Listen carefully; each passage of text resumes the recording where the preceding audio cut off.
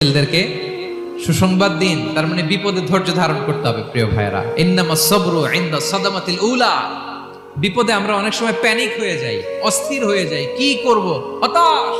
না, মুমিনরা হতাশ হয় না, ধৈর্য ধারণ করে। কি করে? কি করে? ধৈর্য ধারণ করার শক্তি দাও গো মেহেরবান আমায়, দাও গো মেহেরবান। পড়েন, ধৈর্য